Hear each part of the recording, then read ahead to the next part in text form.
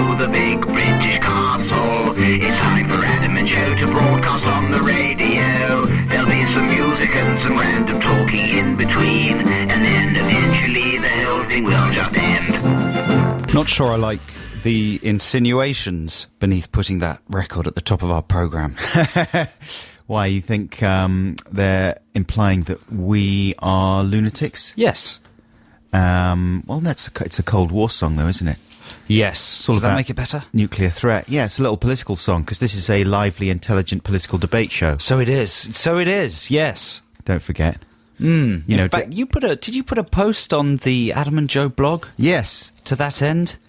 I need to talk to you about that later. Oh, really? Why? Well, you made some an executive decision on behalf of both of us and announced it on the blog, didn't you? What did I announce? To do with the dog.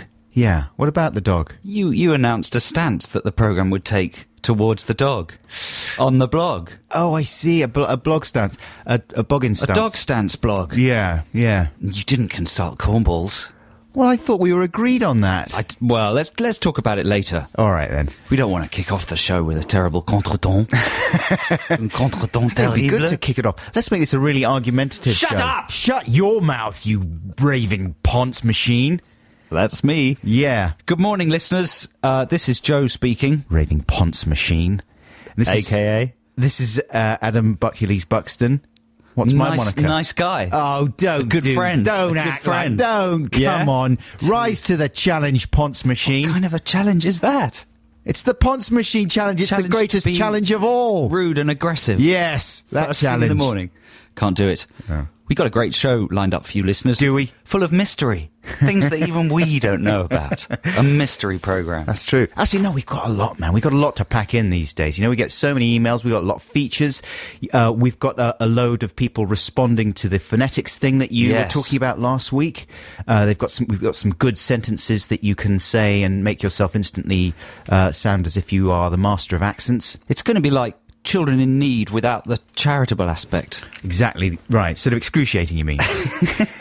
Well, if you took away the charitable aspect. Yeah, excruciating. Yeah. I mean, the charitable aspect helps lift the excruciatism. Yeah, excruciatism. And we should do some made-up jokes. We haven't done that for ages. Yeah, for 2 weeks. Bit of pop appropriate. That is ages. It is ages. More than 2 weeks, hasn't it?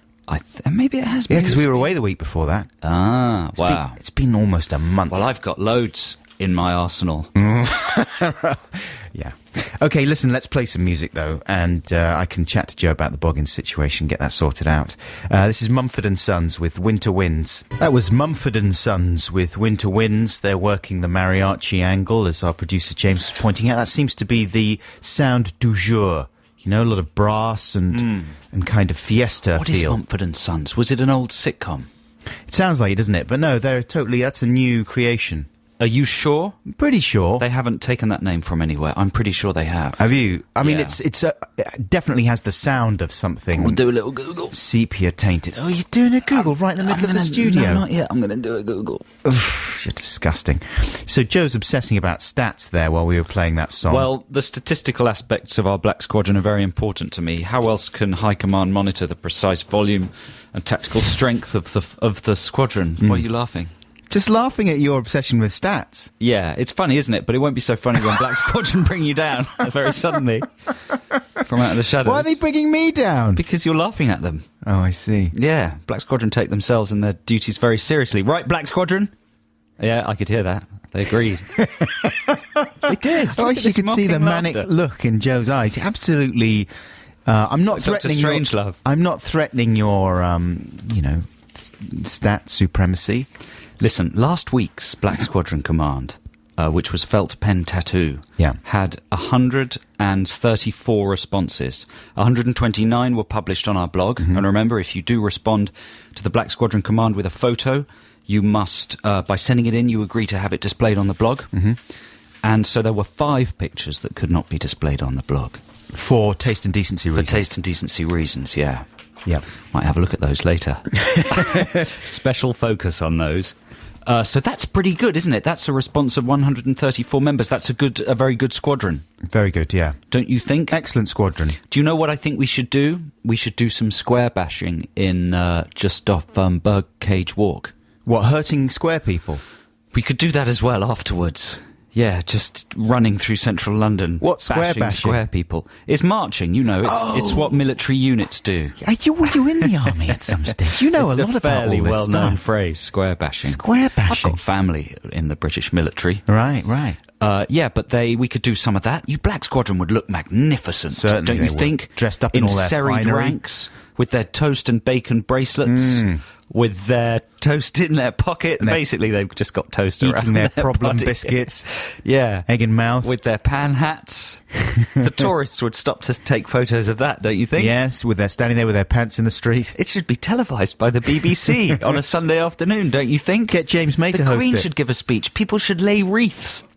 Why doesn't the Queen... You know, I would have more respect for the Queen if she did her Queen's speech with And her... no one could have more respect for the Queen than you. Well, that's true. Already. No, I like the Queen. I'm pro-Queen, right? All aspects of Queen. Love it. But I would have more respect for Queen if she did her Queen speech with an egg in the mouth and with the bacon bracelet and with some toast peeping out of the corner of her little pocket. It's gonna happen. And with her pants, just her pants on, in the street. It's our democratic right. Is that controversial to say that about the Queen? What have you said? That she should do the Queen's speech with just her pants on in the street with an egg in her mouth and toast coming Not out at of all. her pants. I think it's very acceptable. That's not disrespectful, strictly speaking, is it? Because it's no, pure it's conjecture. not. It's not. It's definitely not. Should we dwell on it? No, we should move on because it's absolutely not disrespectful. All right. So we've got a new Black Squadron command coming up. Remember, photos are charged. If you send a photo in, it's charged at the usual rate. You've got to say this stuff, right? We don't. I didn't do it so well this week. Our producer James has never actually asked us to do it. Joe's sort of taken it upon himself. No, he asks me. He doesn't burden you with Does that he? kind of functionality. Yeah, he knows that my brain is too small. So have I said everything that needs to be said? Yeah, okay. So, we're going to issue a command, and remember, if you are a Black Squadron member, it means you listen live between 9 and 9:30am to this programme. We're going to give you a couple of words as a command. You have to take a photo that adheres to those words. Is that a good description? Very good. And then send it in to 64046. That's 64046. You didn't say... You said the calls will be charged at your standard rate, but you didn't say, and from mobiles will be considerably more. More. Like Ant and Dec. No, I didn't say that. But they'll all be being sent from mobiles, will they? Unless you send them by email, in which case they're free. Or by fax. Yeah. So yes, we've given out the details for Black Squadron. They know how to get in touch. They know the text number. It's all taken care of, right? Yeah, absolutely. So after Joe issues the command, we're going to fire off my first free play of the day, which is a lovely old bit of Scar from Lord Kitchener talking about his wife's nightie. But I always think that he's saying my white nightie, so he's complaining that someone's run off with me white nightie, which makes me think of Lord Kitchener as a kind of amiable cross-dresser. That's the way I like to think of this song. Anyway, here's the command for Black Squadron. Now be careful with this command. As usual, take into consideration health and safety. Clear away any sharp or dangerous objects before you follow this command. Here comes the command squadron. Stand by. Sit in bin! They love to sit in bins, our listeners. Do they? Yes, we've got pictures coming in. Look at that. There's a lot of people in very small waste paper bins. She looks terribly happy about sitting in the bin. She's going to crush that bin. That's a little basket. She's light as a feather. What's she doing there? She's anonymous. That lady's just got one foot in the bin. Is that really sitting? He's well in that bin. Look at that. Topless in his PJ bottoms. Do you like sitting in bins? Is this why you thought of the command?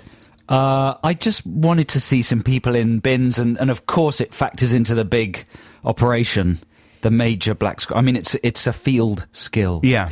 If this Squadron really happened in the army, though, there would quite rightly be questions asked about whether it was appropriate to humiliate your soldiers this way. Well, why is it humiliating? Why is it humiliating to make someone sit in a bin? Yes. Yeah, go on. Well, because you are literally... I mean, there's nothing humiliating about these photos. Implying that they are rubbish in some way. They could be merely crushing the rubbish so they can fit more refuse in there. And that's better, is it? Yeah, that's just a very practical use of the bottom. Yeah. Now, listen, chaps, He's got the you're bin all lid on his intelligent people. What we're going to do today is get you to crush some come rubbish with your bottom. Tell me that's humiliating. There's a guy stood inside. What's he done? Well, he's stuck his feet out the bottom of the bin, so he's like a walking dustbin. Yeah. Tell me that's demeaning in any way. It's one of those big, tall aluminium dustbins, those stainless steel ones, and he's standing right in it, and he's got his feet poking out the bottom like he's a kind of R2-D2. This one's got a touch of the... Like Kenny Abu Baker's Ghraib. feet poking out from the bottom of R2. These are extraordinary photos. Congratulations, Black Squadron. There's someone in a wheelie bin That's outside. good. He's That's what we outside want his to see. house in the street And that's with his head impressive, poking out of a wheelie bin. Who's that person? He's in the black wheelie bin as well. That's Theo, the disgusting Mark, one. and a wheelie bin. Are there two of them in there? 'Cause you Maybe could- Mark took the photo, or one of them took the photo. And then that's in there. You could understand if they were in the recycling bin, right? Because the recycling bin generally is less Yeah, whiffalocious. soft stuff. But in the black bin, there's maggots and stuff living at the bottom of our that. black bin. You wouldn't want to go anywhere near it. It seems to be very evenly distributed across the genders as well, the bin sitting. Sometimes we get a male or female bias. Uh-huh. Both the sexes love to sit in bins. Well, it's a sexy place. It just feels good on your body. Sure. Let's make love in the bin. Baby, baby, I love you. You're a trashy, trashy woman. Let's make love in the bin. That's the Isley Brothers, isn't it? Yeah. It's classic Isley Brothers. It was used on a lot of Tarantino films. And do you regularly wash out your bin? Sorry to go on a tangent, but I'm curious. Like, you know, your big black wheelie bin? Do I regularly wash out my bin? Yeah. No. Why? Are you that confident? In my bin's Yeah. fragrantity. Exactly. I would wash it out if there was something really stinky in there. Right. If it started to stink. But otherwise, I just let it live Sure. in its natural funk. Let the little communities grow up. in Yeah, there. exactly. A diverse biological environment. Thing is, don't the foxes ever get to your rubbish and stuff and spill out the umscar? Not really. They've designed London bins so to be fox resistant. Fox resistant. Umskar. It's a with Nell and I word. That's right. But sometimes when, maybe it's because we're a family, we got so much rubbish sometimes it piles up, you can't close the lid properly. And some councils have a problem with that. If you've got like more than 6 inches of the lid peeking up, they won't take your rubbish away. Depends what council you've got. Plus, you guys get through a lot of packaging, don't you? Because you're always foraging and you're picking stuff up off the street, and your car's full of rubbish. And It's absolutely you push true. that big trolley full of all the rubbish and all the bags you have with you when you go around the place. Isn't that you? I see. Are you getting back at me because of the stat stuff? No, said? I just think that. Yeah. No. Yes, I am. That was just quite a powerful image in my head. Look Yeah, at that. There's sure. a whole family in wheelie Family, bins. I One's bet. in the glass, one's in the paper, one's in the can. This is glorious stuff. Thank This you, is Black Squadron. what a day for Britain. You've made a couple of old men very happy. And I'm not talking about us. Hang on, I should credit those people. Talking about a couple of other Joe, old Johnny and Francis. I repeat, Joe, Johnny and Francis. That's extraordinary work. Going to play a bit of music right now, and we'll stand down the squadron after massive attack with Karma Coma. Karma, Karma, Coma, Karma, Coma, Chameleon. They come and go. They come and... That's what I always think when I see that song They're title. very different songs. They are different, aren't they? That one's more dark and morose. It is darker. Did you make it in Roma? Jamaican aroma. What's he talking about in there? Did you make an aroma? Did you make an aroma? I didn't. Did you? Phew, calma. Did you make an aroma? This is Adam and Joe here on BBC Six Music. That was Massive Attack, of course. We're going to stand down Black Squadron right now. Here's the jingle. Black Squadron! Stand down, your work is done. You've earned yourself a nice warm bath and maybe a nice little bun.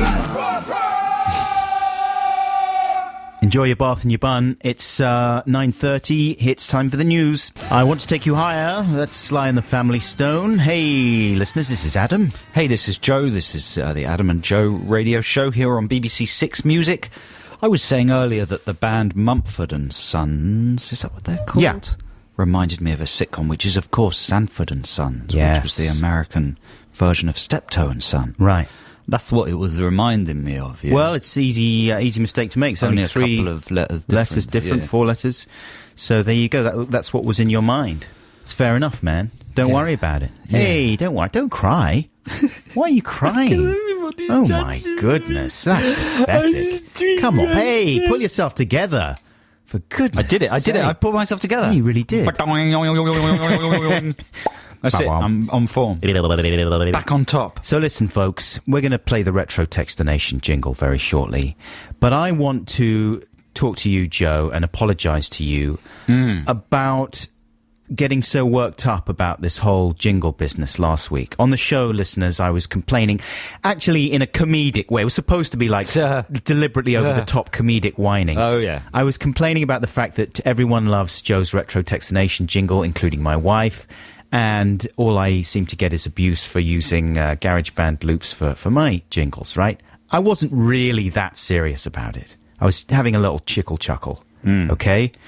And very kindly and very loyally, a lot of listeners responded throughout the week by email and stuff, but kind of went too far the other way, like they were being really nice about my jingles, but then they were sort of laying into Joe a little bit. And I felt kind of bad and protective towards Joe because that was not my intention at all. So I'd like to read out a message from John in High Wycombe, which I think is quite even-handed and redresses the balance a little bit. Hi, Count Cornulese and Buckballs, he calls us. I just thought I'd drop you a line regarding all this jingle nonsense. Adam contributes a great deal to the show with his jingles, whilst Joe sits atop a lofty throne sneering at Bucky's efforts. This is How clearly... is this redressing the balance? Well, I think he's joking there, right? This is clearly becoming an issue for Adam. Right? He's playing along with the fact that I was getting mock indignant. So like you, he is also joking, even though he's offered us no indication Wait for it. of the fact. Yeah, no, I'm waiting. However, it has to be said that the Retro Textination jingle, in all its forms, is nothing short of spectacular, he says in capitals. Of all the jingles and songs, it is the one that persistently returns to my psyche, and at any moment I could break into song without needing to think of the words. I'm a trash man myself. He doesn't like it in the bin. Okay. I wanted to send you this in the hope that, like a lucky shopper, I might be the 1,000th emailer to praise Joe's wonderful song this week, and that this email might be the one to fully push Adam over the edge. Yours, hopefully, reaching... Well, it's had the opposite effect. It's pushed you onto the edge. Yeah, no, it's made me contrite and made me embarrassed that I was implying to the listeners that I genuinely resent your deserved success with the Retro Textination jingle. I mean, I don't mind at all, but I can't help feeling you're fishing for compliments with your emotional outlays. Yeah. Well, yeah. Yeah, I was. You're playing kind of games, aren't you? I genuinely didn't mean to. We always talk about that. We've never read the games people play. Oh, yeah. Do you remember? Sure. Yeah. Well, if that was happening somewhere in my subconscious, then I genuinely apologise, Joe. Yeah. That's all right. I love your retro... I used to listen to Adam and Joe, but I listened to the podcast, not the live show. Well, let's see. You can hear it for real now, because it's Retro Textination time. Because I couldn't... I like to listen to Adam and Joe, but I listen to the podcast, not the live show. I used to feel acute frustration, because I couldn't join in with Textination. But now my worries have disappeared, because Retro Textination's here. And now my mail might be read out, instead of thrown in the trash and forgotten about. Love it. Thanks, man. Brilliant jingle. And Retro Textination this week is all about reasons you think you're psychic, because of the fact that was the subject last week. Yeah, that's right. And we've had many interesting and exciting contributions during the week. Thank you to everybody who emails. And remember, if you're listening to this on Listen Again or the podcast or something, you too can join in with this week's Retro Textination subject. No, with next week's Retro Textination show. Shut up. With this week's Textination subject. Yeah. Thanks, man. Yeah. You know what I'm trying to say. Yeah, you're saying that you too can join in. Yeah, you Bono, too can The join Edge. in. Hey! Hey! I don't think anyone's made that joke before. I'm the king! This one is from Laura Beattie. This is a good one. Okay. Dearest Buckles and Cornballs, I'm pretty sure that I have the power to short-circuit machinery when scared. Oh. The haunted house at Alton Towers broke down whilst I was on it. Samurai at Chessington broke down whilst I was on it. X No Way Out, Samurai. Are they the same ride? I think X No Way Out is a different ride, isn't it? Broke down while I was on it. Loggers Leap at Thorpe Park broke down whilst I was on them. And Space Mountain at Euro Disney broke down while I was on it. Wow. This was actually while I was actually on them, not just in the park. And on some occasions, I was left in the dark, dangling in the air for quite some time. One time, I got freaked out watching my little brother on a mousetrap ride, and that broke down too. Whoa. So either I have telekinetic powers or I'm really unlucky. Love, Laura Beattie. I would say you've got telekinetic powers, Laura. You know, X No Way Out broke down while I was on it as well. Really? And I think it might just be a feature of the ride. It sort of pretends to stop and break down and then goes backwards. Aha. It's quite painful and uncomfortable and abrupt ride. Yes. When we went on it. Do you remember us going on it about 10 years ago or something? I went on a roller coaster for the first time the other day. It was an X-Files themed ride, wasn't it? That shows how old it is. There you go. X No Way Out. Yeah, for the first time in quite a long time I went on a roller coaster and was shocked by how violent it was. I was totally unprepared. Oh, I love them. I came off and I was all aches and pains. I was like, oh dear, my back. Oh, I'm not going to do that again. I'm too old. Too old. I like it. So that's pretty frightening stuff, isn't it? I would be disturbed if I was in a theme park with Laura Beattie. It reminds me of that film The Fury. Uh-huh. Do you remember there's this kind of an indoor film theme park? Sure. And there's some men on a wheelie wheel. Yeah. And it goes crazy and they get flung off. Do you remember? It's horrific stuff. It's wizard. It's absolutely wizard. Of course, it's fictional because it's in a film, and if that happened in reality, that would be frightful. Best bit in The Fury is when she's hovering on the roof, or he's hovering and not on a roof. He's in a room, and he's hovering on the ceiling, hovering above the door. That's yeah, right. Spooky, scary, good film. Have you got any retro textinations? Yeah, I've got one that isn't that spooky, but I was impressed about who it was from. This is from a guy called Phil Thornley. Do you know Phil? Well, I know the one you're going to read. Yeah. Phil Thornley listens to this show. He co-wrote Torn by Natalie Imbruglia. Wow. He produced Pornography by The Cure, their best album, I think. Oh, and this is the Thompson Twins guy. Yeah, and the guy that mixed. He was in The Cure for a while, and he... would it have been Into the Gap he mixed? Or? I think it... or Quick Step and Sidekick. Judy Doo was the track that he talks about here. He was the recording engineer on that Thompson Twins record. Anyway, Phil says, and that is impressive. That is a roster of impressive credits, not least the Thompson Twins connection from Phil. And he writes in... and says, Dear Adam and Joe, your theme about psychic moments reminded me of this story. Although it's not psychic, strictly speaking, it is spooky and cosmic and perhaps precognizant. I was working as a recording engineer on a Thompson Twins record, a production idea that was de rigueur at the time, after Talking Heads and David Byrne did it, on My Life in the Bush of Ghosts, involved recording what was coming out of a radio, sort of found music, random, arty, etc. We set up the radio and the microphone and hit record. The song that came out of the radio as the track rolled was performed by Judy Garland. Spookily, the track we were recording was called Judy Doo, about Judy Garland. Is this crap? He says at the end of No, it's not. the message. No, not at all. Thanks, Phil, in Kilburn. And we're humbled and excited that you listened to the programme. Not my favourite Thompson Twins track, though, Judy Doo. Do you remember that one? I do remember it, yeah. It's all right. I was trying to think of a Thompson Twins track that I could bring in as a free play. Couldn't really think of one. Hey! What would be a good one? What are you implying? That there's not a single Thompson Twins track that's good enough to play on the radio in this day and age? Yeah. Is that what you're really... Are you really saying that? Yeah, I couldn't think of a single one. That's an astonishing thing to say. Because we loved them. You've taken my breath away. Take your breath away. You know, listen, there was no bigger Thompson Twins fan than That's nonsense. Myself or you. No, I can think of many. I'm gonna do a triple Thompson Twins free play next week. Go on then, I dare you. I will, and they'll all be winners with sure. a Z. I'm not sure they will. Here's one final Retro Textination email, all about psychic powers. This is from Heidi Wart. Once, I was very drunk in a takeaway after a heavy night out. There was an idiot hole throwing his noodles at the wall. That was me. This outraged me in my drunken stupor, and I started to confront him, shouting, "Would you do that in your own house?" Nice. Soon we were engaged in a slanging match. It was quickly getting out of control, so my friend dragged me outside, consoling me. "Oh, he'll get what's coming to him," I replied. "I hope so." Just then, the culprit ran out of the takeaway after me, only to be suddenly hit by a car. What? I couldn't believe what I'd done. I was quite shaken. Luckily, he was fine and he walked away, but I will never use my dark talents again. Who's That's that pretty from? good. Heidi Wart. Heidi Wart. Don't mess with Heidi. She'll use her dark talents. Especially if you're throwing noodles against the wall. You deserve Why would you throw your noodles against a wall? Just disgusted with the noodles. What kind of attitude to life is that? Go into a noodle shop, order some noodles, wait patiently for them to be freshly cooked. Yeah. They're handed to you over the counter. You simply pick them up and throw them against the wall What and if leave. Yeah, Yeah. what if they're That's bad like noodles? a sort of art statement. Exactly. Because some of them would stick to the wall as Maybe well. he was a conceptual artist. Could have been. Exactly. Yeah. He's a You don't young- want to jump to conclusions. You young don't think British actions like that aren't necessarily thuggish. It could have been Anish Kapoor. Throwing noodles against the wall with, what's his name, Alan Yentob, sitting cross-legged on the floor with his chin in his hand, thinking. They do a piece in the culture. Did you see show Alan about it. Yentob doing his thing on Anish Kapoor? No, I didn't know.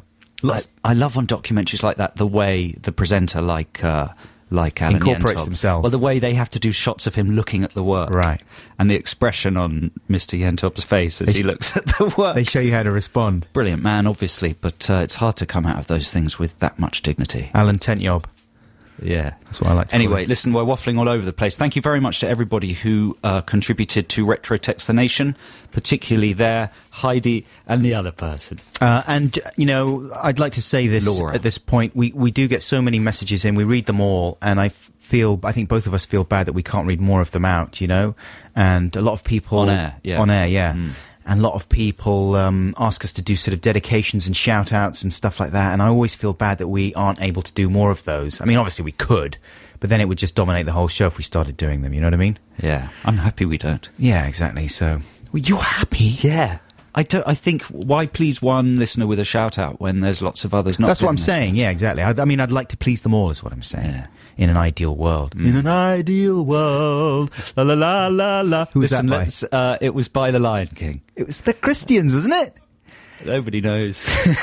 What's this then? Ellie Goulding. Now, what do we know about Ellie Goulding? Let's tell them afterwards. Let's just kick it in. This is called Under the Sheets. Ellie Goulding, that is, with Under the Sheets. Scores out of 5, please, Joe. I would give that, well, you see, I was about to be honest, but that would have been a bit shocking, so I'm going to give it 3. Were you going to... Was your honest response to give it none? Well, I think I would need to listen to it a few more times, because it's wrong to judge a song on the first play, isn't it? Is it? No, that's what songs are designed for. Oh, do you think so? Gut response, A yeah. lot of my favourite albums I found impenetrable on first listening. Really? Don't you think, we've discussed this before, but really good albums tend to open up like a flower Like over a beautiful time. flower. Yes, but you have to kind of vaguely like the smell of that flower in the first place. I agree, that's true, but if sometimes the, when you think something's a killer on the first listen, it'll fade after 2 or 3 plays. Yeah, but what if you think it's an absolute stinker and you never want to go near it ever again? Do you not ever come back to albums sort of 5 years later? Well, I wouldn't go out and buy an album in the first place if I thought it was absolutely turgid, you know what I mean? Yeah, you have done though in the past, right? Just No. because a magazine's told you it's good, Oh, I and then see. you've ended up buying it. Yeah, but only because they kind of have said, if you like this, you'll maybe like this kind of thing, and I've fallen for that old Anyway, I need to give Ellie a bit more time. horse chestnut. It reminded me of the work of the lady from X Factor with a lot of makeup Cheryl on. Cole. Cheryl Cole. Right. Have you seen her new military dance video I thing? did see that, yes. What kind of squadron is she part of with that uniform? Sexy Squadron. Sexy. Do you like Cole? I kind of, yeah. Well, yeah. Do you want I to don't know. kiss Cheryl Cole? I'd give her a kiss. Little kiss? On the pecker. Sure. I'd kiss her on the... That's a word for lips. Your pecker. Right? Right. Listen, here's a chicken free play, lips. right? I want to talk about Cheryl Cole. Cheryl Cole's pecker. Here's a question. Do you ever drive your partner insane by playing a record over and over and over again? I don't get the opportunity. Do you not like to play music around the house? No, it doesn't happen that often. Doesn't it? No, it happens in the car a bit more. Does it? And they've been doing it to me, but they've been enjoying Cheryl Cole's new single as well. Have they really? They I'm absolutely playing it love over and over in the car. Really? Well, they listen to Radio 1, they listen to Moyles, and he plays it. Really? Yeah. I bought this album by a band called Mayor Hawthorne called A Strange Arrangement while I was in America, and I really enjoy it. I've been playing it over and over again, and driving my girlfriend, lady partner, potty. She not so keen? Well, she liked it at first, but now it's wearing thin. Ah. I can't get enough of it. So she's probably listening to the show at home. I thought I'd continue to ruin her life by playing my favourite song from it. This is by Mayor Hawthorne. It's called Maybe So, Maybe No. Everything counts in life. large amounts. They're grabbing hands, grab all they can. Everything counts in large amounts. That was Margaret Thatcher with Everything Counts. She was in Depeche Mode for a while. She was. In the early 80s. Did you know that? Just after Vince Clarke left. Did you know that? Yeah, I did. Did you? They got Thatcher in. Everyone knows Really? that. Because everyone was like, what? Thatcher's joined Depeche Mode. What's Yeah. that all about? Yeah. And She used to produce a little sort of self-published magazine, didn't she? yeah, It was called the Magazine. All about that band. Yeah, She yeah. was very big on the indie punk scene. Bondage punk. Indie bondage punk. yeah. That's why it was such a surprise when her political views went Came out, yeah. went so right. Isn't life fascinating? It is a funny old thing, isn't it, life? It's a funny old world. It's a chucklesome little little cup of soup there, isn't it? Yeah. Sorry about that. So, Joe, you're a big I'm a Celebrity, Get Me Out of Here fan. No, I'm not. You've been glued to it this week? Nope. Right? Well, me and my wife have been glued to the I'm a Celebrity, Get Me Out of Here. Right. We absolutely unreservedly love that show. Every year I have the same tedious fantasy about being invited to appear on it and discuss it in lengthy detail with my wife, the actual practicalities of flying out to Australia, whether she would come out, how exciting it would be to be in the hotel. Really? Yeah. If I was voted out fairly quickly, I'd probably be voted out like within the first few vote-offs. I wouldn't mind because I'd get more time in the hotel. All this kind of stuff we talk about. And then we talk about like, probably I'm not going to get invited to be on the show because I'm not sufficiently famous. Also, they don't generally invite kind of ludicrous comedian type people on there because they've learned that they don't really work so well. The dynamic is thrown off by those kind of people because they're too self-aware. You know, they need more ridiculous type people on there. We have all these discussions every night. It's like news night round at our house in front of I'm a Celebrity, Get Me Out of Here. And at the moment we're going through the difficult first week where you're getting used to the celebrities that are in there. And there's always a feeling of disappointment, like chemistry's not as good as in previous years, you know? You haven't got the really sparky people to set things off. Colin and Justin, I like Colin and Justin. You know, the thing is that you suddenly find yourself having opinions and relationships with all these people who were in your periphery before. Yeah. But suddenly you're like, oh, Colin and Justin, now I understand. Like, I'd never seen a show with them in it before. You know, I knew of them, but now I know about them. I like Colin and Justin. Yeah? Do you know Colin and Justin? Oh, you sure? I know Colin and Do Justin. you like them? Yeah. I like them. As people. Yeah, I like green eggs and ham. Sam I am. I do. I like Colin That's and good. Justin. That's good. It's good to like things. Yeah, he's an intelligent guy, Justin. And Hey, what about Colin, though? Are you saying he's... well, I'm sort of amused by the way their relationship is so clearly delineated, you know what I mean? Like, which one is the dominant partner in that relationship? I think it's the first time they've had a couple in the jungle in that way. Which one is the dominant one in your relationship? I don't want to go into that on the radio. It'll cause all kinds of problems. Gino D'Acampo, did you know him? Nope. Never aware of Gino. He's some chef, I think. Maybe on Can't Cook, Won't Cook, or one of those Ready, Steady, Cook. I don't know. Some cook show. And he's a kind of a crazy Italian man, you know. And he talks like this. Literally like this. And he says, Mamma Mia, and things like that. It's great, Joe. You should see the program. It sounds terrific. Gino D'Acampo. Yeah, good. He's a big comedy Italian. He's a funny Italian man. Yeah. I like. He's Like nice out of guy. Super Mario Brothers. Yeah, exactly. Like Super Mario Brothers. Mamma Mia. Mamma Mia. Oh, Mamma Mia, Joe. I can't believe this. He sounds like a larger-than-life character. He's a larger-than-life character. You're right. You like us a pasta? He's very enthusiastic. Speaking of broad Italian caricatures, I watched a very serious art film this week called The Wages of Fear, right? He's in that film. Well, there's a character called it was very intense. It's got Yves Montand. It's about people transporting nitroglycerine. It's very famous. The nitroglycerin? Yes, there's a character in it called Luigi. Boom, bang. Yes, who is a big Italian man, and he's dressed exactly like Luigi from Super Mario Brothers with a little cap, a little bandana around his neck, an open shirt and a hairy chest. Yes. He's short and fat, and his arms are sticking out to the side all of the time. Ping! A mushroom! Boom! A ba-boom! And yeah, I couldn't concentrate on the master paucity of it. Yeah. Because I was hearing little one-up noises all Sometimes, Italians you get a lot of Italians who do conform to that stereotype in a very pleasing way. Is that a problem statement? I don't know. It's a fun statement. I like it. Like I like it when I meet French people who are exactly like a grotesque caricature of a French person.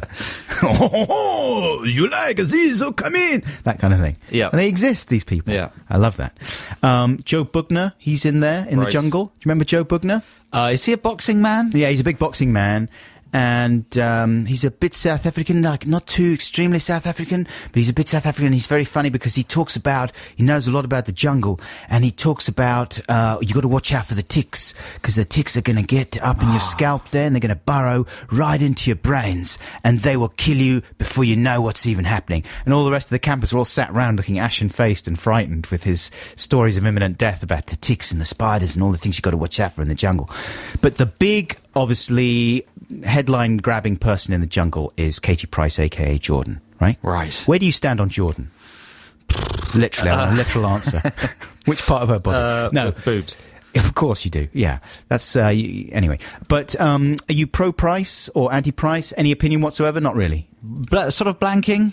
Blanking Price? Yeah. Did you ever watch her reality show with Pondre? No. Never? Oh, yeah, no, of course I did. Yeah. I side with Pondre, though, don't I? Do you? Yeah, I'm on Pondre's side. Because you think she's too abrasive, too brash, that kind of thing? You're looking at me with your Louis Theroux face, as if this is a really serious... It is a serious question. It's so you don't clear, like it it's when so we clear discuss hot topic issues. So clear you're going to flip this round. No, I'm not because flipping it round. obviously she's demonstrated how sensitive and lovely she is now, right? Yes. Yes. Right. I'm not flipping it round. I'm just saying, maybe it's my natural desire to side with the underdog, but I feel sorry for the girl. Okay?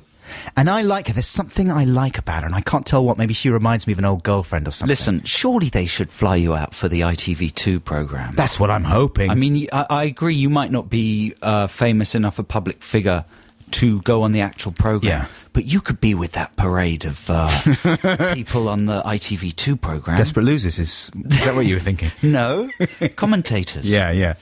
They'd put you up in the hotel for that. Come on. I wish they would. Honestly, they've put a lot of other Desperate Losers up in that hotel. Surely I could fit in there too. But I am obsessed by Katie Price a little bit, right? I like the fact that when she's in the jungle, she doesn't wear so much makeup. She looks very beautiful, I think. Oh, God. And there's something nice and vulnerable about her. And I feel sorry for her. It's like, I mean, I know, yes, obviously she courts publicity and she's sort of obsessed by it and she's insane in many ways. But I do believe there's a little scared girl underneath trying to get out. And I want to help her. Do you understand? Also, she's, il y a du monde au balcon. Yeah, that's true. You know what I'm Listen, there are saying? some magazines I could recommend to you that you might like reading. I've got a song, though, that I want to play for you. I was moved to create a song for Katie Price. Right. And you remember last week I was getting you to sing along with that hymn? Yeah. My singing on this is a little bit like that because I got this jingle. This is a prepackaged jingle that I'm singing over. And I was sort of making up the tune as I went along. But anyway, here's my song for Katie Price. It can't be easy to go back to the jungle without Pondre close at hand, singing Insania, trying to unlock your celebrity chest. And instead you've got the battle axe from How Clean Is Your House, putting you down for playing the same game they're all playing, but getting paid much, much more. Katie Price, take my advice, get away from the flipping lot. They've only got your breast interests at heart, like you're some kind of tart. Katie Price, it can't be nice getting cockroaches in your bra, while Ant and Dec go ha. Oh dear Katie, are you alright? You were in trouble in the water there. Jordan, let her go. Don't you know that you're smothering a sweet girl called Kate, who doesn't have your tough exterior? Katie, have you worked out the price of fame? Maybe it's too high a price to pay. How I wish that you'd get back with Andre. So, song for Katie Price there. Very profoundly moving. Thank you very much. I'm hoping maybe she'll hear it and I can get together with her. Well, clearly. Listen, man, why don't you just go there? What, fly myself to Australia? Yes. It's too expensive. You could go economy. One of those student flights that stops at 10 places. No. They're cheaper than you... Listen, I'll pay. All right. But I think you should go there and really try and get in there. Yeah. Force yourself upon them. It's my dream. Well, it can come true. Thank you very much. Here's some music now. After this, I think we'll have a go at Textination. This is Echo and the Bunnymen, The Killing Moon. It's my mum's favourite Bunnymen song. Really? Loves it. She's got very good taste in music, your mum. She does, yeah. Travelling Wilburys. Maybe if I'm busy at all, she could sit in for me. Mm-hmm. Do you think you'd do a good show if you co-presented with your mum? That's an interesting idea. That is a very interesting idea. I mean, you could have your mum and your dad. That would be a double whammy. Oh my goodness, I'm not sure if I could handle that. I think it would make very interesting radio because it would change the balance of power somewhat, wouldn't it? She's a political firebrand. Your mum? My mum, she loves the Daily Mail. Political Russell Brand? Yeah. Do you think she'd say something awful? Possibly. What, something politically provocative? Well, I don't know, something out of sync with Which way does she the lean? average Six Music listener. Yeah. She is a conservative with a Right. small c. Right. And, you know, she's open-minded in many ways and she's a wonderful woman. She may well be listening right now, so I don't want to enrage her. But yes. I think she'd be great. I think she would be great. I think she should take over from Lauren Laverne. Well, that's an interesting idea, yeah. I mean, I know Lauren's only just moving to the morning slot here on She Six loves Music. smooth jazz. my So do mum. the Six Music listeners. Yeah. You think they'd be cool with that? The jazz. Her favourite CD is Jazz on a Rainy Afternoon. Perfect. Hello, this is Adam's mum, and now here's a bit more jazz. A jazzy chef. A And jazzy the Fresh jazz. Prince. So, listeners, I think it's time we got into Textination. Let's bang off the jingle. Why not? Just What? to delineate the whole thing. Vaulting. Textination, Textination. What if I don't want to? Textination. But I'm using email. Is that a problem? It doesn't matter, text. Jazz. Anyway, folks, we're going to talk about I'm a Celebrity, Get Me Out of Here again, very briefly, just to kick off this Textination, right? Put it in some kind of context. Kim Woodburn, do you know who she is, Joe? Nope. She's the battle axe from How Clean Is Your House that I referred Right. to in the Katie Oh, right. Price Kim and song Aggie, there. okay. Yeah. There you go, Kim and Aggie. You see, all these people, again, I'm aware of their existence, but suddenly I understand what the deal is, having seen them in the jungle. Anyway, she's a total nightmare, as far as I can tell. Overbearing and just larger than life in every tedious way possible. And one of her things is being brutally honest with people. She's one of these people who says, I say what's on my mind. I can't help it. I can't help it, love. I absolutely have to say what's on my mind. I have to be honest. And people like that just make me want to end it all. Because, you know, it's like you don't have to say what's on your mind. You don't have to be brutally honest. That was one of the weird things about Ricky Gervais's film, The Invention of Lying, which I haven't seen, incidentally. So Good. I don't know if I can't come out You're too talking much. from an ill-informed viewpoint. Yeah, That's right. Go, Yeah, shoot. absolutely ill-informed. It's my favourite viewpoint. But the weird thing, but I've seen the trailer. Oh, right? that's good. That's as good as see. Yeah. So the problem, I think, having not seen the film, with the film, is that, you know, his idea is that if you live in a world where there's no lying, then that means that everyone is immediately brutally honest and says, like, the worst thing that's on their mind. Sure, that's not true. That's not what lying is about. Lying is about saving people's feelings a lot of the time, you know. That would be the invention of rudeness or Yeah. the invention of politeness. What would it be? But it's something else, isn't it? other Yeah, than just because you can't truth lie and doesn't mean to say you're going to go around telling everyone they stink. You know what I mean? Anyway, so Kim Woodburn, right, goes up to Justin from Colin and Justin. Love them both. And she, totally unprovoked, for no reason at all, goes up to him and points at the several moles that he has on his handsome face and says, "You should get rid of those, darling. You should get them lasered off. Why have you got them on your handsome face there? You'd be much more handsome if you got rid of those moles." And he was totally shocked by this, right? And totally taken aback. He didn't really know how to respond. He was sort of floored for a few minutes. And then after a while, he got his bearings and sort of said, "Well, that's kind of a rude thing to say. Why would you say that?" She's like, "Well, I'm just being honest. I've got to say what's on my mind, dear. I have to be honest. You should get those lasers off.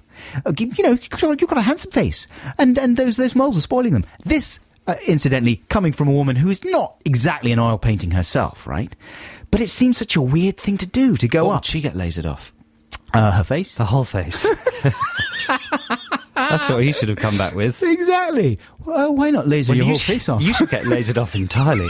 Exactly. She'd just be blasted by a laser. If I had my laser with me, then I would laser you into 1,000 tiny pieces. Little powdery puff of flesh and fabric, and then emptiness. With my laser. Like in Steven Spielberg's War of the Worlds. Right. A bloodless explosion. Yeah. A human pop. That's right. That is what I'm holding out for. I'm hoping that's going to be in the last week if I'm a celebrity.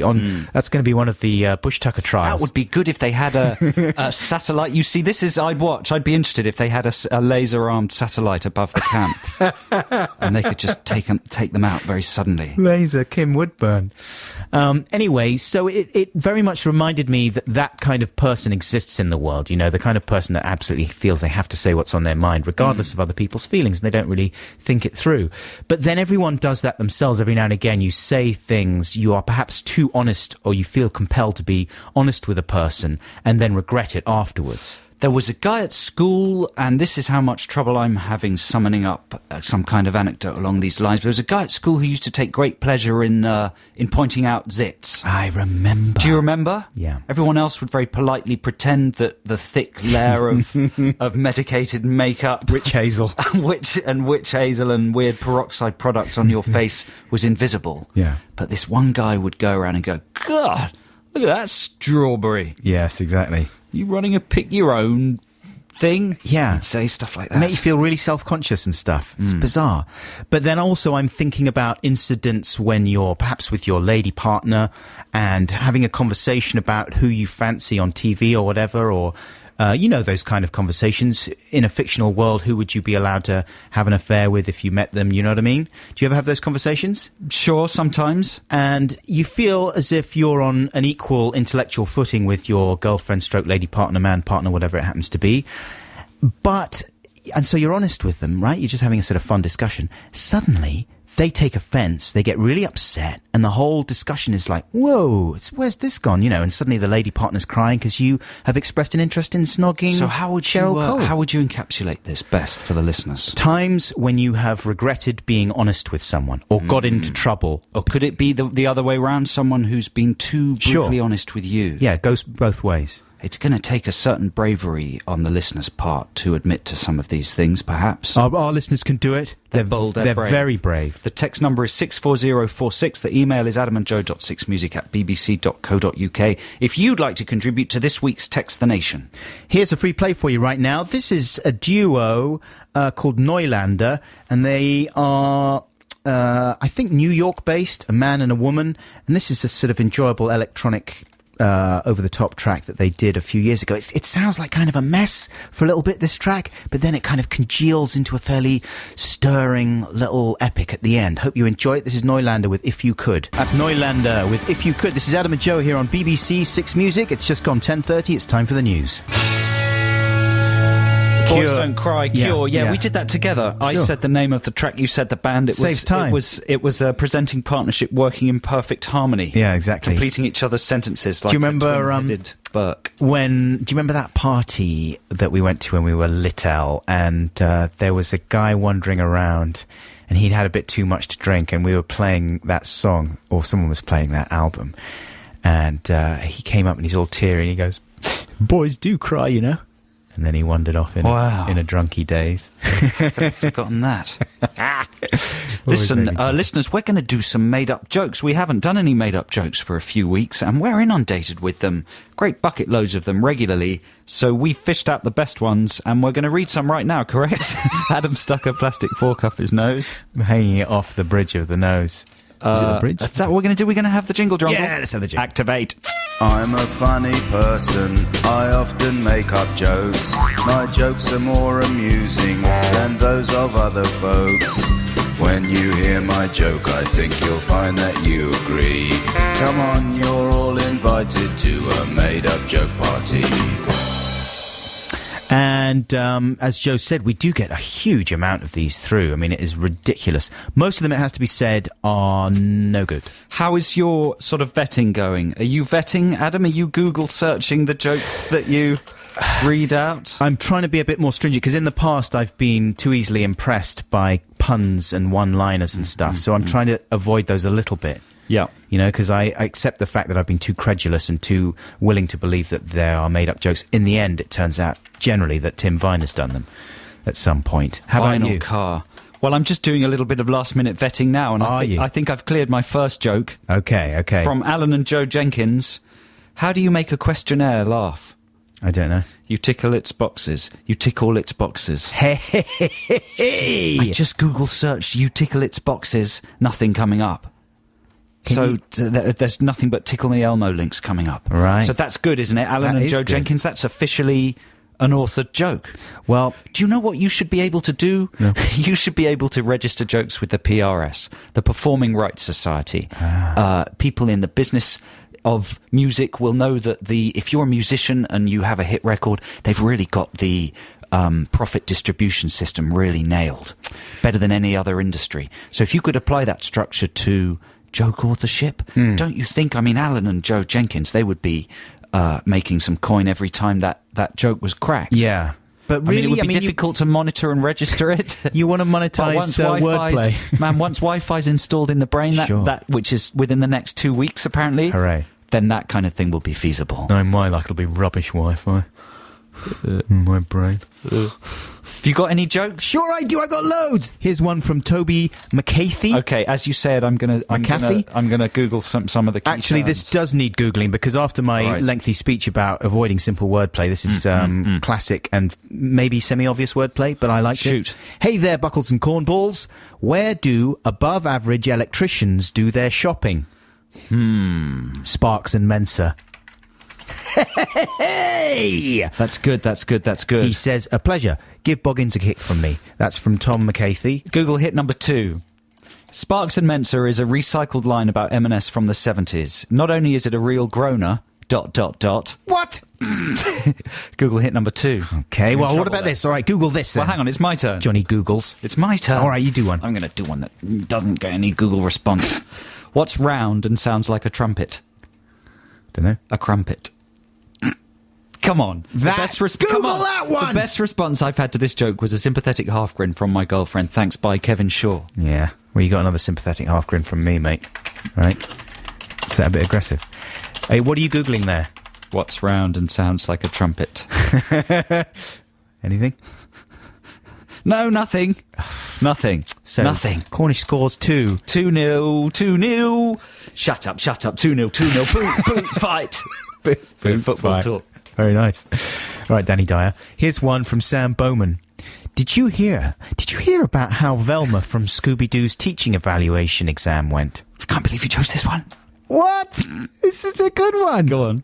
Yeah, she would have gotten an A with it if it weren't for those pesky kids. Velma from Scooby-Doo's teaching evaluation exam. And she would have... She would have gotten an A with it. Well, now, hang on, I'm getting some responses off if this. It weren't for those pesky kids. I liked it, Sam Bowman. Needs further investigation. That Lucy? Chuckle. Lucy, if you could investigate that Lucy. one further, That's please. totally legit. You could run that through Google. Thank you very much. Have you got another one there? Got that one. Sure, I've got another one. Come on then. Why is it easy to buy clothes that fit Derek Acora? I don't know. Because he's a medium. James Pestel in Oh, I'm going to make this mistake again. Wyndham. Yeah. That's good. Let's stop Googling them. It just brings the whole thing down. Yeah? Yeah. Well, it brings me down anyway. Here's one from Martha, which I really do not believe needs Googling. She says, this was made up by my co-worker Mike. The farmyard animals have entered a competition organised by the farmer and his wife. A marquee kitted out with decks, lights and a glitter ball is the prize, which goes to the animal who presents the best Shakespearean passage. This is good. The sheep does Macbeth, the horse does Hamlet, and the cow does Richard III.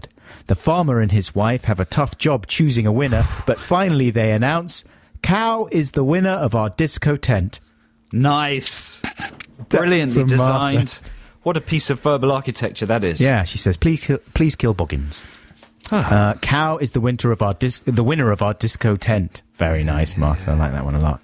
You got another one there? Well, I'm reading through them and I don't know. Maybe I was a little bit tooty when I picked them because they don't seem so funny now. Come on. This is a good one. Kevin Core sent this in. Have you heard about the new BBC sitcom in which a young man advises his stepmother about the British weather? It's called It Ain't Hot, Half Mum.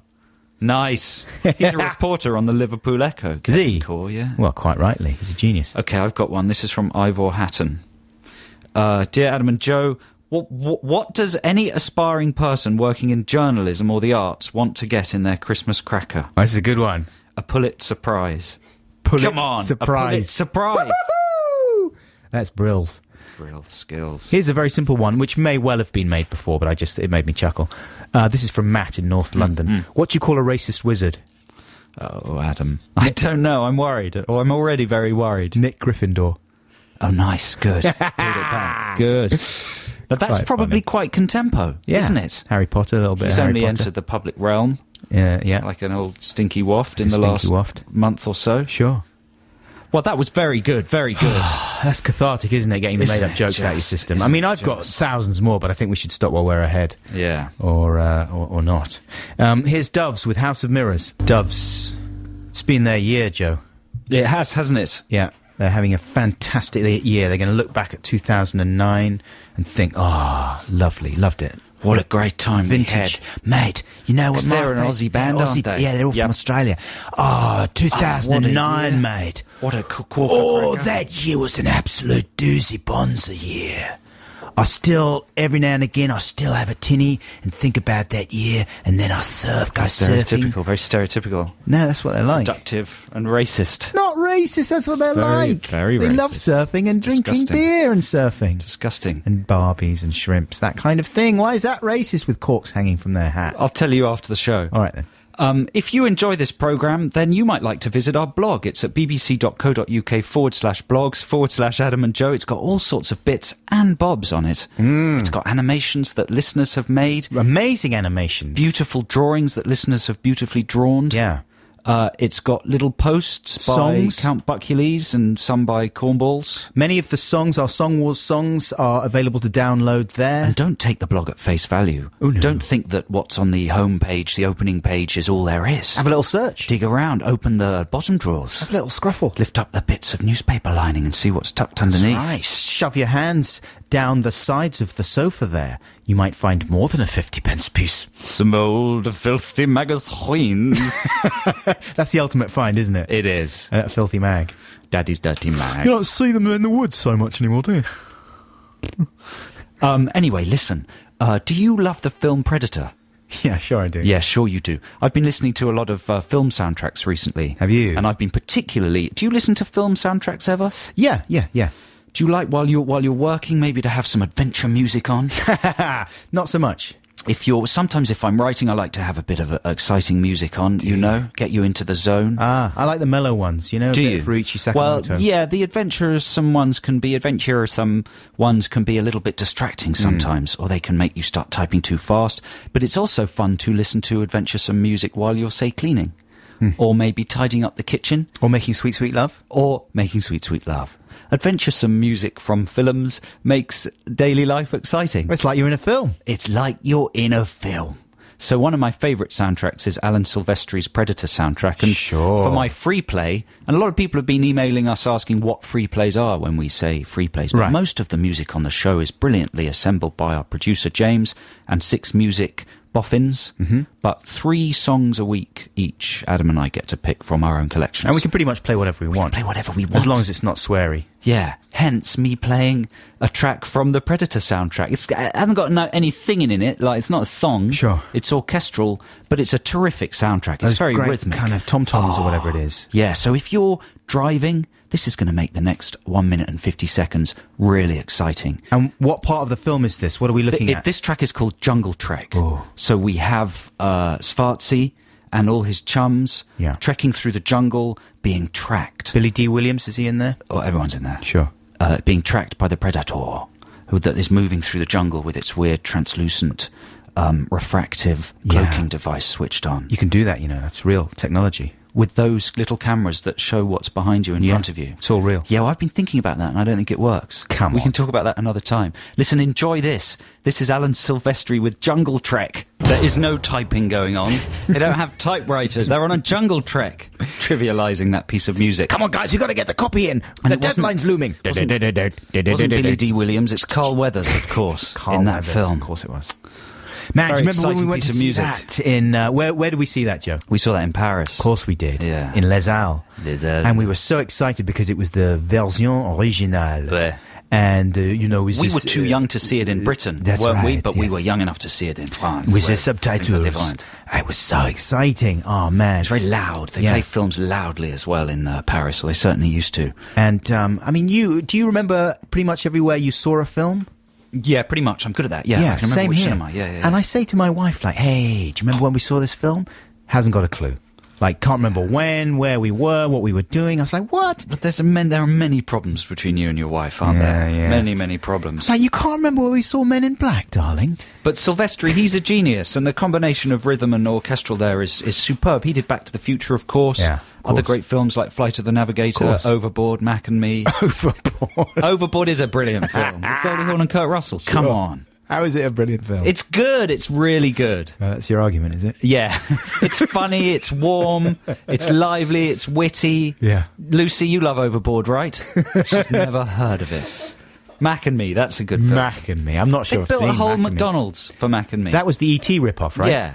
It's a little boy in the wheelchair. Is Mac and Me actually worth watching? Never seen it. Have you ever seen Overboard? Of course I've seen Overboard. Are you genuinely pro-Overboard? I swear to you, lots of people love Overboard. Pro-Overboard. Yeah, I'm pro-Overboard, definitely. Okay. Well, Lots I'm going of to people revisit love it. it now. It's good. You and your wife, it'll heal a lot of the rifts. Will it? It's like emotional glue. Seriously. That should have been on the cover. Yeah. It's like emotional glue. Joan Cornish, Fantastic. BBC Six Music. Hey, has your name ever turned up on an endorsement, like on a DVD or anything? Yeah, on a book or two. Has it? Yeah. Oh, does it make you feel good? Yeah, it did make me feel good. It's on Robert Popper's Time Waster Letters, Very Volume good, 1, which yeah. is an excellent book. Sure. Very proud to be on there. I've got a quote on the Tim and Eric DVD. Do you? Yeah, it says Adam Buxton, Six Music. Wow. Skills. Who is that? What do you mean? Adam Buxton. Who is that? He's a little hairy ponce. Is he? Yeah. He's a DJ. That's Six right. Music DJ. Okay, Yeah. cool. Thanks. He loves Tim and Eric. Here's Merry Ghost with Mathematics. Cherry Ghost, not Merry Ghost. What's your big problem, you small hairy ponce? This is Mathematics by Cherry Ghost. Cherry Ghost there with the song that they done that we Mathematics. just played called Mathematics. This is Adam and Joe on BBC Six Music. Thanks for joining us this morning. We're into the last hour of our programme, and it's time to do some Textination submissions. Are we going to have a kind of a jingle? Yeah, let's have a bit of Jongy Lee's. Oh, James. Jungle is massive. What happened? It just, Jingle is massive. Textination. Textination. What if I don't want to? Textination. But I'm using email. Is that a problem? It doesn't matter, text. What is it about this week, Adam? Would you what? What is it about? What is it all about this week, Adam? All right, I get what you're saying. Yeah, all right, bruv. What is it about? Oh, what's though? that about? Yeah. Okay, so this week... Wait, Adam. What? What is it all about? What is it all about? This week. Yeah, what is it about? It's like it's like a magazine, right? And they collect all the articles from different papers, right? And they put it in the mag. So it's like an overview of all the different media. That's basically what this week's about. Thanks. This week's Textination, though, is all about being brutally honest and regretting it. Yeah. Here are some ones what we have got in. This is from Jess. My ex-boyfriend and I were having the who would you sleep with conversation. We should describe this a bit. People know what that is, don't they? Maybe we shouldn't go into it in any Well, detail. it's a family with- program. it's but with- were you to have a physical liaison with someone outside of wedlock? It's something that long-term partners discuss, isn't who you it? would get a kind of a free pass ticket for. Yeah, yeah. So my ex-boyfriend and I were having that conversation. I said George Clooney, obviously. Yeah. And he immediately replied, Hannah from work. Awkward That's not silence allowed. ensued. It's got to be She does sound attractive, though, doesn't she? Hannah from work. Yeah. Sure, she is. Something just about those three words. Definitely. I mean, Look at Hannah's hair. It's so clean. Hannah, she's lovely. Who's your one, incidentally? What do you mean? Your one that you're allowed to We have? don't really have that conversation. Do you not? No, I don't think we've ever had that conversation. Well, you're not like a person from Friends, then. No, I'm not. That's a shame. I'm lacking in dimensionality. Oh, all people were like people from Friends, having all the same... Or do all couples have to have that conversation? Yes, you've got to conform to the thing. You've got to have the couple conversation that they have in Friends and stuff. Here's one from Tim in Dorset. An unnamed woman I was at school with had, let's just say, an issue with her 5 o'clock shadow. Whilst out drinking, I decided to say, why don't you just shave it off? What? To say she was upset is an understatement. I'm an idiot forever for that. Who's that from? Tim in Dorset. He's scarred himself and her forever. I mean, no one's come out on top with that exchange. But what was he thinking, though? He was thinking, why doesn't she just shave it off? So was he trying, in his mind, he was sort of offering some practical advice? Yeah. Like, hey, you're but a woman. That's patronising like in and most of women itself. don't like having beards. Why don't you shave it off? He didn't think it through. Like, why didn't he go the extra step and think about how she would feel? I mean, she wouldn't want to shave it off anyway, because that just makes it stubbly. Exactly. Wax it off. Or one of those burning chemicals. Laser. Do you like the way I'm sitting? Sure I do. You've got your legs crossed and you're like sat sideways to the desk there. Facing Adam. It's very like nice. Some sort of idiot on some kind of Channel 5 news programme. Like an uncle. Yep. Next, then. I'm not going to sit like that anymore. Tom in Dorset, what were you thinking, though? My goodness. Incidentally, I like ladies. I've mentioned this before. I like ladies with a bit of facial hair. You like men with a bit of facial hair as well. I like anyone with a bit of facial hair. You just like hair. I like a downy moustache on a girl. I really do. Do you go through barber's bins? And then take bags of it home? I have done. And store them in a cupboard? I'll tell you one thing I tell you one thing I really did do, which my wife discovered the other day and lipped out. The first time I grew my beard in 2005, it was really massive and bushy. I went to Edinburgh and I was doing this show, so I had a crazy pirate beard. And then when I came back and I trimmed it, I didn't shave the whole thing off, but I trimmed it massively. And there was kept the bits? Sure I did. In a little bag? In a little box. You might have told us this story before. Possibly. And then your wife came across the hairy box. Yeah, she flipped. What did she think it was? She didn't know what it was. She probably thought what the hell is this? And she couldn't figure out what it was, and she didn't know what part of the body it had come from. Well, obviously not. You could have been engaged in some Johnny Knoxville-style puby beard stunt. Right. And she was saying, why are you... And when I explained, I was like, she's like, why have you kept this? I couldn't give a good answer to that question. How would you pronounce the name Gill? Gill. From Essex. Could be Jill. It's Gill. Gill. During my career as a school teacher, I was on playground duty when a little girl came up to me and said so sweetly, "Miss, your bottom looks just like a horse's." Oh, wait, miss, it is Jill then. Then skipped off happily. Oh, the honesty of children. Your That's bottom, quite brutal, isn't your it? bottom looks like a horse's. Say a lot of, have your kids said really brusque things to you? Kids say the funniest things. No, I was talking the other day about how sophisticated, particularly my eldest son, is with his sense of empathy. Right. So he doesn't say hurtful things. He's very considered. It's very touching the way he thinks about people's feelings. He doesn't do that. Good for him. Well, keep those messages coming in, listeners. The text number is 64046. The email is adamandjoe.6music@bbc.co.uk. I should say please to the listeners. I mean, otherwise that just sounds like some kind of bossy command. Yeah. Please, listeners. Hey, please, come on, help listeners. us. Listen, sorry about everything, right? Yeah. But help us out. We're a couple of desperate loser men. Housewives. We just need a couple of desperate housewives. Here's the Chemical Brothers right now. This is The Golden Path. That is Kevin Coyne there, isn't it? Singing on The Golden Path. Wayne Coyne. Who's Kevin? Kevin Coyne's a different guy, isn't he? Different pop man. All the coins, though. You know, they're all jangling around in the big pop wallet there. That was the Chemical Brothers with The Golden Path, with 20p Coyne singing on top of it. Now, listen, folks, we're gonna talk about Boggins here right now, and don't worry, he's nowhere near the studio, right? We made sure that he was safely in his kennel before we came in this morning. So if you've got a problem with the way he sounds, don't worry about it. He's not going to be in here. But we have to deal with the avalanche of correspondence that we've received about our little doggy friend, Chum. And Joe was even, at the beginning of the show, saying, you know... I was. Perhaps we shouldn't even talk about him. Perhaps we shouldn't even mention him because it has polarised the listeners to such a degree that... I was berating you for making an executive decision and announcing on our blog that we would continue to cover Boggins. Boggins. Well, I just said that, we are going to respond to the messages that people are sending in, right? Because we're getting a lot of messages about it. So why would we ignore all the strong feelings of our listeners about the little stinky man dog? You know what I'm saying? Yeah, I do know what For you're example, saying. here is a letter. This is the kind of letter that basically has unsettled, particularly you, Joe.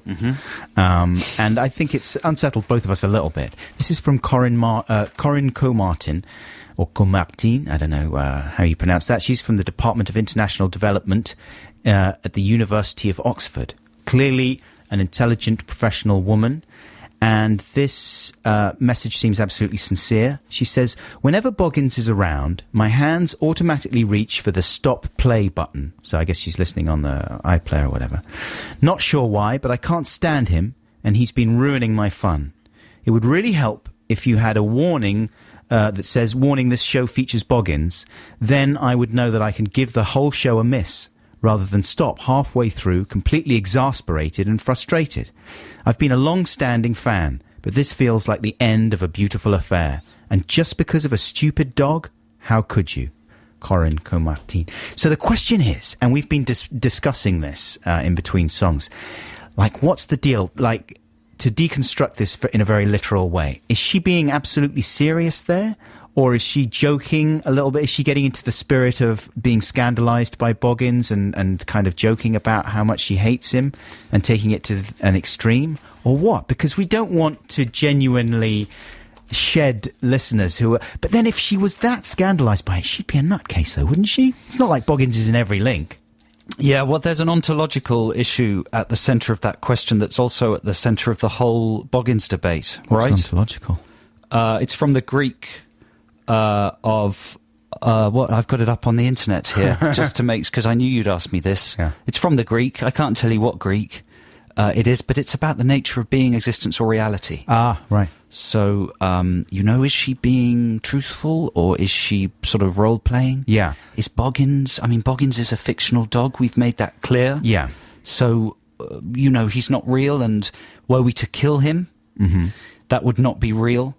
And you see there's an ontological question at the core of both questions. It's so weird because there's such a sophisticated level of role-playing and fantasy involved with Boggins. And with the interaction that we're getting from listeners as well. Some people seemingly very sincere about wanting to kill him. Other people seemingly very sincere about loving him and writing songs for him and stuff like that. It's very hard to pick apart the fantasy and the reality now. They've become enmeshed in a troubling way. And it freaks me out that we actually would lose a lot of listeners just because of this dog. Well, I think there's two things here. Some people don't like the sound physically. They Sure. find it irritating. Other people think to have a sort of fictional dog on a Saturday morning radio show is maybe a slightly sort of cheesy and tired, predictable thing to happen, because there have been many fictional dogs in radio history, haven't there? I can think of one. Well, there's been one. I bet you there's more than one. I bet you I bet you people could come up with other DJ dogs. Yeah, but they haven't been as sweet as Boggins. No, or as stinky. Or as smelly. Boggins has his own skill set. But anyway, yes. So people might think that it's a silly Saturday morning kids show type thing to do, right? So I don't think that's a problem. B, it doesn't dominate the entire show. So if you had a problem with it, just, deal with it. Yeah. Like, it's and not C, it's not as if this fictional dog is fictional. Right. Is it? Oh, don't get into that. For example, here's a message from Beth Jackson. She's aged 10. Dear Adam and Joe, me and my dad were listening to your show the other day, and you said you were going to put Boggins down. And please don't. Because I love him, and even though he eats poo and stuff, he could stay with me. That's from Beth Jackson, age 10. She says, P.S. My dad loves your show, and he would love it if you read this out for me. 3 kisses there. Thank you, Beth. And that's sweet. She's listening with her dad. And are you worried that it's just going to become a kids' show? Well, I think younger listeners like Boggins more than older listeners. Right. Older listeners are cruel and cynical and want to see the fictional dog slaughtered. I'm not sure. Younger listeners are full of joie de vivre and optimism, and they want to see the dog thrive and live and cleaned up, medically dealt with. Yeah. And then here's a message from Anna, and she says, and this is more about the kind of bonding effect of Boggins. Hello, Adam and Joe. I just moved to Brighton with my bloke Tom, and he introduced me to your great show. Being a new fan, I was curious if anyone else was listening in my office, which is one of those massive open-plan floors with everyone huddled around their own piece of grey carpet space. Anyway, so I said to my colleague, I thought quite quietly, what do you think of Boggins? To test him out. And suddenly, 60 people across the office started shouting, love him! And no, Boggins needs to die! It lasted an hour. Do you believe that? My boss took me away for a quiet word about disrupting the working day. Why would she make that up? I don't know. That just seems too good to be true. I tell you what would really convince is if people took their little, mobile phone audio note recorders into an office and shouted something about Boggins. Right. Then we could get a genuine response. Do you know what I mean? So what would conclude the Boggins issue? Like, if someone was to say, get rid of the dog or carry on chatting about the dog. Well, look, it's not up to us. The dog comes in here when the door is opened. We have to deal with it. I mean, it's not really our dog, so if we were to put him down, then we might get into trouble, for instance. I think it's beyond our control. But if there was one person that said, you should get rid of him, who would that be and that you would listen to? James, the producer, I think. Right. I think James has the ultimate decision on Boggins. What about Gillian Reynolds? Gillian Reynolds? Yeah, the critic. The radio critic of The Telegraph? Yeah. Do you think she has the authority? She has probably a historical overview, a broader perspective of radio and its various tropes and things that work and don't. I always remember her saying in a very nice review... She's very supportive of us as well. She said, I started listening to Adam and Joe and I don't plan to stop. She said that about a year ago. But I wonder if Boggins made her stop. We should find out. Maybe we should try and get in touch with her. Yeah, that's what worries me. So there you go. And, you'll notice that there was no little dog. Why are you laughing? It's the way you said, so there you go. As if you just finished some sort of report from a front line. It is! It's important political debate. That's what this show's all about. Here's Devendra Bernhardt. This is a track about Roxy Music, and it's quite a good Roxy Music impression that he does in this. I mean, he's a stone's throw away from Brian Ferry vocally anyway, isn't he, Bernhardt? And this is called 16th and Valencia Roxy Music. Pharaoh Monch. There. You knew all about Pharaoh Monch, Joe. Monch to Munch. Yeah. Yeah, he's good. I've never heard of Pharaoh Monch He's before. good. But that's such an exact recreation of a 70s sound, though, isn't it? It's probably a sample. Right. Une simple. So what are you talking about? It's like a piece of selection from the song. You can't do that. It's not legal. You can. No, then you can't do that. You can't just go take someone else's song and use it in your song. That is not legal. What are we doing now? Are we doing some changes? I've got a free play coming up, boy. Oh, okay. And I'm going to play some David. People were complaining about the fact that we seem to play a lot of late period Bowie. We don't focus on the classic years, which I would say, broadly speaking, and I think this is uncontroversial, are pretty much all his 70s albums, right? I mean, he had, more than any other artist I can think of, a clear run of absolute solid gold smash albums in the 70s. I think every single one of them had at least something pretty great on it. Even Pin-Ups, which is his album of covers, which is, Hey. I love it, I'm saying. Off. It's great. You're so rude. Gosh, when did you last release an album? Face. There. When did you last release a run of classic albums in the 70s? I did it in the 70s. What kind of a high horse are you standing on, Box?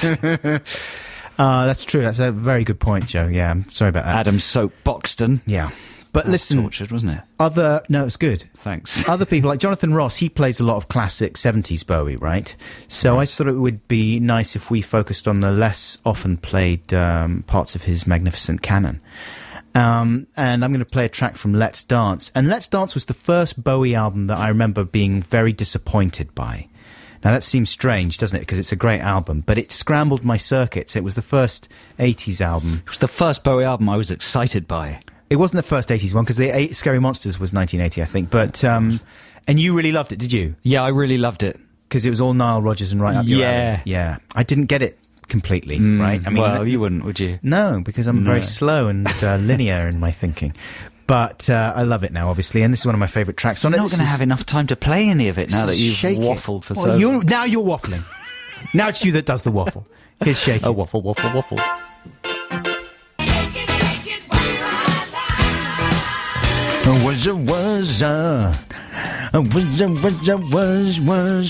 Love it. David Bowie there with Shake It, and we're a little bit late for the news, but here it is. It's 11:30, BBC 6 Music.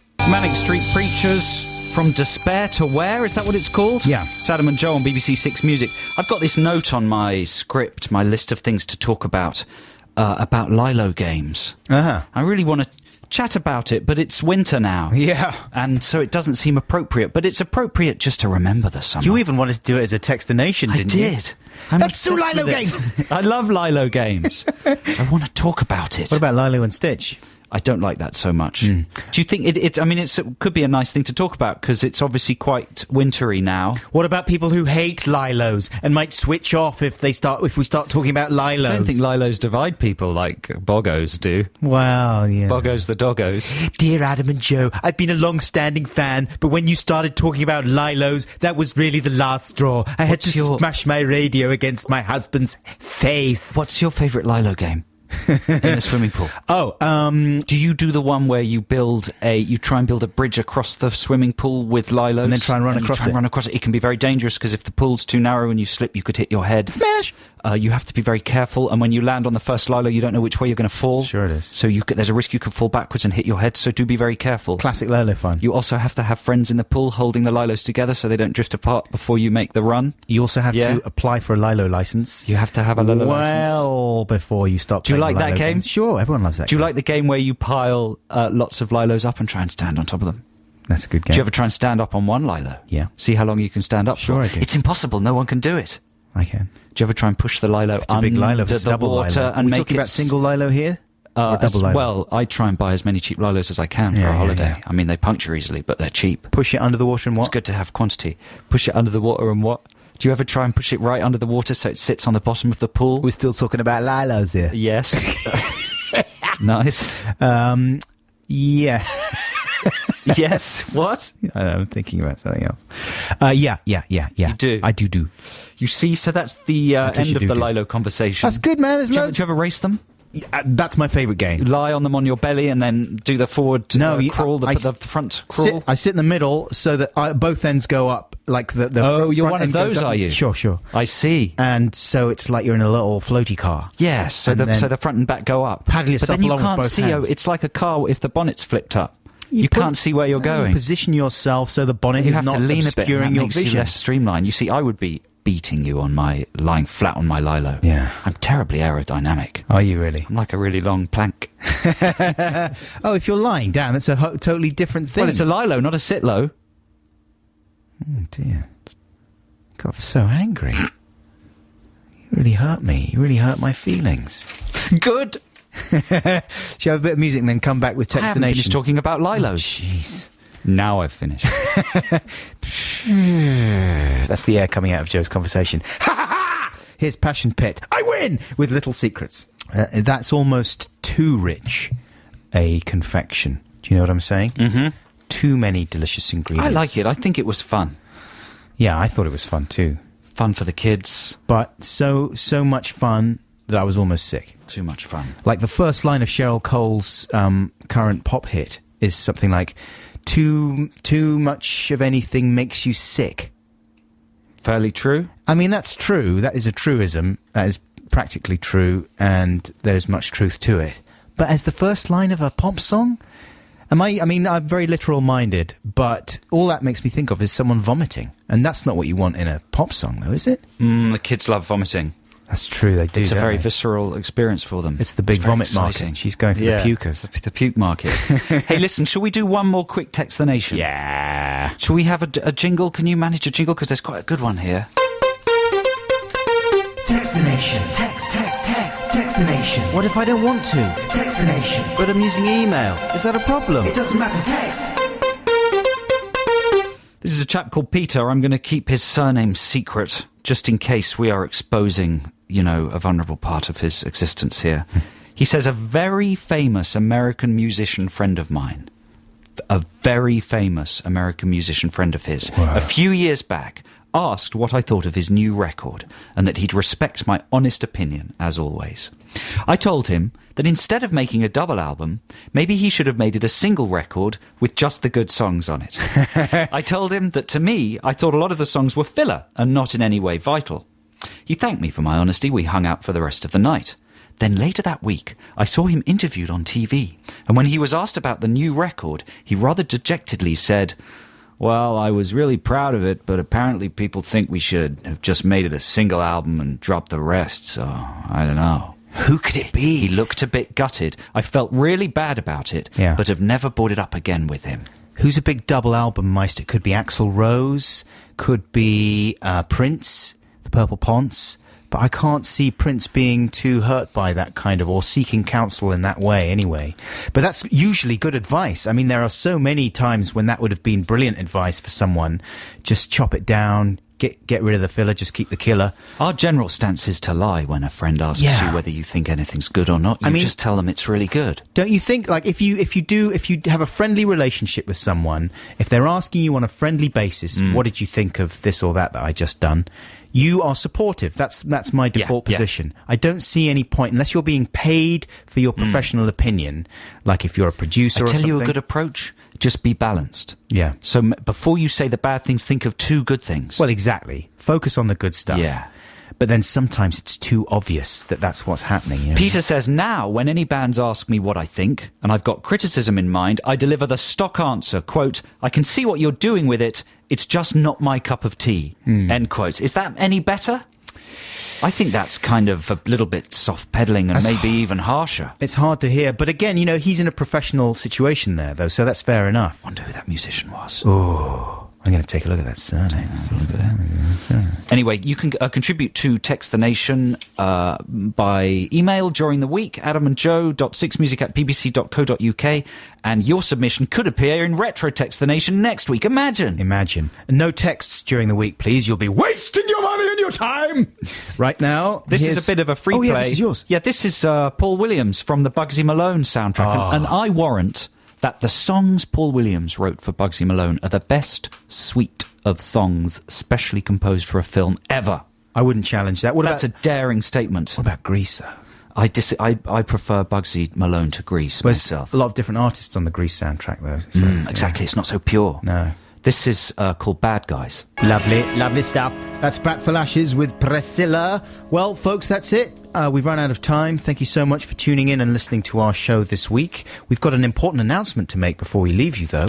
Yeah, from the 5th of December, this very programme will start an hour later at 10 a.m. and go on until 1 a.m. So it's exactly the same show, just forward-shifted by an hour, giving us an extra hour in bed, giving Black Squadron an extra hour in bed. I mean, we need to discuss and think about this, because obviously it's less impressive to get up at 10. Come on. Well, it is. I mean, it's an hour less impressive. Yeah, but... So should they still be Black Squadron? We've really got to think that through. But next week... How many weeks until we are at 10? Next week is our last week. Okay, so next week we have to decide. Next week maybe it should be an ultimate Black Squadron command. Sure. Something that really pushes them. Yeah, but we're not going to disband the squadron, though, right? Well, we need to discuss it. Oh, my God, I fear change. And George Lamb is going to be taking over on Weekend Breakfast, stepping in instead of Yare. Everything else will remain the same, although Richard Bacon is joining the family. His show starts at 3 p.m. in the afternoon. That'll be in a couple of weekends' time, I think. So, wow, it's all changing. We're going to be crossing over with Lamb in the morning. Slamming the Lamb. Slamming the Lamb, how's that going to be? Well, we're going to find out, aren't we? Oh, he's very confident. Very confident. And cocky and cheeky. Handsome as well. I think he'll walk all over our faces. I've got a feeling I'm going to fall in love with that guy. Stay tuned for Liz Kershaw. She's coming up. Have a wonderful weekend. Thank you to everybody who's contributed to Text the Nation and in other respects. Yeah. And don't forget our podcast will be available on Mondays. Monday evenings. Yeah. And this show is also available during the week on Listen Again. And pay a visit to the blog. Thanks for caring. I love you. Bye. Bye. I gotta testify. Come up in this